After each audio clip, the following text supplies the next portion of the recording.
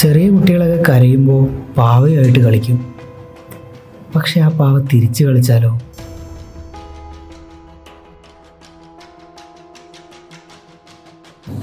ജപ്പാനിലെ തിരക്കേറിയ ഒരു ഷോപ്പിംഗ് സ്ട്രീറ്റ്. ആ സ്ട്രീറ്റിലൂടെ നടന്നു പോയപ്പോൾ സുസുക്കി തൻ്റെ അനിയത്തിക്ക് ഒരു ക്യൂട്ടായിട്ടുള്ള ഒരു പാവയെ വാങ്ങിക്കൊണ്ടുപോയി. അതാണെങ്കിലോ നല്ല ഡ്രസ്സ് ധരിച്ച് മുടി ഷോർട്ടായി കട്ട് ചെയ്ത് കാണാൻ തന്നെ ഒരു കൊച്ചു കുട്ടിയെ പോലെ ഇരിക്കുന്ന ജാപ്പനീസ് ഡോൾ.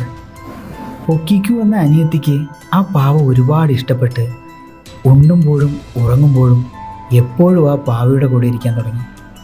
എന്നാൽ ആരും പ്രതീക്ഷിക്കാതെ 1 വർഷം കൊണ്ട് തന്നെ ഒക്കിക്കു അസുഖം വന്ന് മരിച്ച് കുറച്ച് നാൾ കഴിഞ്ഞിട്ടും ഒക്കിക്കുവിൻ്റെ കൂടെ എപ്പോഴും ഉണ്ടായിരുന്ന ആ പാവയെ കാണുമ്പോൾ ഒക്കിക്കുവിനെ ഓർമ്മ വരുന്നത് കൊണ്ട് ആ പാവയ്ക്ക് ഒക്കിക്കു എന്ന് പേര് വെച്ചു. ആ പാവയെ ഒക്കിക്കുയുടെ ഫോട്ടോയുടെ കൂടെ തന്നെ വെച്ചു. കുറച്ച് നാൾ കഴിഞ്ഞപ്പോഴാണ് ആ പാവയ്ക്ക് ഒരു വ്യത്യാസം വരുന്നത് എല്ലാവരും ശ്രദ്ധിക്കുന്നത്. ദിവസേന ആ പാവയുടെ മുടി വളരാൻ തുടങ്ങി. ഇത് കണ്ട് പേടിച്ച വീട്ടുകാർ ആ മുടി ടെസ്റ്റിന് വേണ്ടി ലാബിലേക്ക് അയച്ചു. ടെസ്റ്റിന് കൊടുത്ത മുടിയുടെ റിപ്പോർട്ട് വന്നു. ഇതായിരുന്നു ആ വീട്ടിലെ എല്ലാവരെയും ഞെട്ടിച്ചത്. അത് മനുഷ്യൻ്റെ മുടിയാണ്. ഇന്നും സയൻസിന് പോലും ഇതിനുത്തരം കണ്ടെത്താനായിട്ടില്ല. ഒക്കിക്കു എന്ന പാവയെ ഇന്നും ഒരു മ്യൂസിയത്തിൽ സൂക്ഷിച്ചിരിക്കുന്നു. അമേരിക്കയിലെ ഫ്ലോറിഡ എന്ന സ്ഥലത്ത് ജീൻ ഓട്ടോ എന്ന പയ്യന് ഒരു പാവ കിട്ടി. ചെറിയ കണ്ണുകൾ, പഴയ വസ്ത്രങ്ങൾ, വെറും സൈലൻസ് ആയൊരു പാവ. അവൻ അതിന് റോബർട്ട് എന്ന പേരും വെച്ചു. അവന് പാവയെ കിട്ടി കുറച്ച് ദിവസം കൊണ്ട് തന്നെ വീട്ടിൽ കുറേ അമാനുഷികമായ കാര്യങ്ങൾ സംഭവിക്കാൻ തുടങ്ങി. ജീനിന് എത്താത്തത്ര ഉയരത്തിലുള്ള സാധനങ്ങൾ താഴെ വീഴാൻ തുടങ്ങി. അമ്മ വന്നു നോക്കുമ്പോൾ സാധനങ്ങളെല്ലാം പൊട്ടിക്കിടക്കുന്നു. ഇതെല്ലാം പൊട്ടിച്ചത് നീയാണോ എന്ന് അമ്മ ചോദിച്ചപ്പോൾ ഇതെല്ലാം പൊട്ടിച്ചത് റോബർട്ടാണ് എന്ന് ജീൻ മറുപടി കൊടുത്തു. ആദ്യം അമ്മ കാര്യമാക്കിയില്ല. പിന്നീട് ചുമരിൽ നിന്ന് വീഴുന്ന വസ്തുക്കൾ, ഇതുവരെ കേട്ടിട്ടില്ലാത്ത ചിരികൾ, രാത്രിയിൽ ആരോ നടക്കുന്നത് പോലെയുള്ള ശബ്ദങ്ങൾ എല്ലാം ആ വീട്ടിലുള്ളവർ കേൾക്കാൻ തുടങ്ങി. ഒരു ദിവസം റൂമിൽ 2 പേർ സംസാരിക്കുന്ന ശബ്ദം കേട്ട് അമ്മ വന്ന് നോക്കുമ്പോൾ ജീൻ റോബർട്ട് പാവയുമായി കളിക്കുന്നു. ഒരു ദിവസം വീടെല്ലാം പൂട്ടി പാവയെ വീട്ടിലാക്കി ബാക്കിയുള്ളവർ വെക്കേഷന് പോയപ്പോൾ രാത്രി സമയങ്ങളിൽ വീടിന് മുറ്റത്തൊരു കൊച്ചുകുട്ടി ഓടിക്കളിക്കുന്നതായി കണ്ടെന്ന് അയൽപക്കത്തുള്ളവർ പറഞ്ഞു.